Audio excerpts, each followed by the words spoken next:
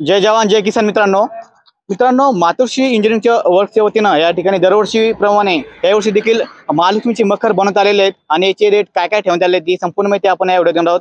कारण की आधी बघू शकता या ठिकाणी तुम्ही पाहू शकता की वेगवेगळ्या प्रकारचे या ठिकाणी मखर लावण्यात आलेले आहेत आणि संपूर्ण माहिती आज आपल्याला देणार आहेत याचे जे ऑनर आहेत बोडके सर। तर मला सांगा आज रोजी आपण किती या ठिकाणी मखर बनवलेले आहेत? 200 नग तयार केलेले होते, त्यापैकी आजपर्यंत 100 सेल आउट झालेले आहे आणि 2-3 दिवस बाकी असल्यामुळे आणखी 100 बाकी आहे। तर तुम्ही आम्हाला डिटेलमध्ये थोडीशी माहिती द्याला।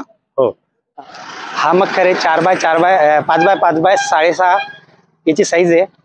याची किंमत आहे 6,000 रुपये। ह्या वेल्वेट टाईपचा कपडा आहे, हा चुनरी टाईप आहे।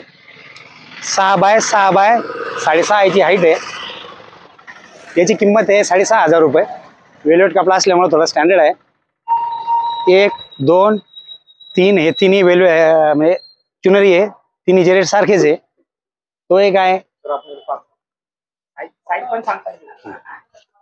6x6 5x5 हा वेल्वेट आहे, हा पडेल 6,000 रुपये।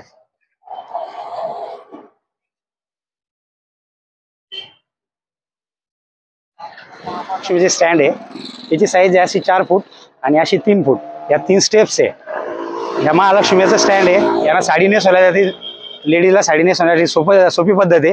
आणि हे त्यांची मुलं आहे, मुलगा आणि मुलगी। आता ही एक आहे वेल्वेट टाईप आहे 4x4 6.5 याची साईज लहान असल्यामुळे याची किंमत आहे जवळपास 5,500 रुपये। 5,000 पर्यंत आम्ही देतो। हे पण त्याच क्वालिटीचे आहे वेल्वेट, हेही त्याच क्वालिटीचे आहे।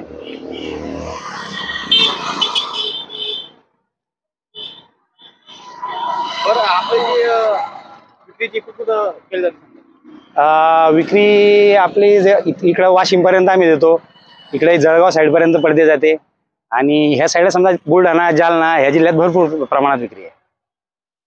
बरं बाहेर जिल्ह्यामध्ये? बाहेर जिल्ह्यात आता ह्या वर्षी तर दिले नाही, म्हणजे जास्त अंतरावर धुळे साईडनं आम्हाला फोन आले होते, आम्हाला पुणे साईडनं फोन आले होते, पण आमचे पाठवणे शक्य झाले नाही। पण पुढच्या वर्षी आम्ही 100% तयारी करणार आहे। आज आमच्या टेमुर्णी येथील आमचे मित्र श्री संजय बोडके यांच्या मातोश्री इंजिनियर यामध्ये गेल्या कित्येक वर्षापासून ते मेहनत घेऊन लोकांच्या आवडीनिवडी लक्षात घेऊन येणारा जो गणपती महोत्सव आहे आणि त्यात येणारा महालक्ष्मी सण आहे, याच्यासाठी लागणारे मखर आणि त्यासाठी लागणारे साहित्य याचा आवर्जून ते मॅन्युफॅक्चर करत असतात।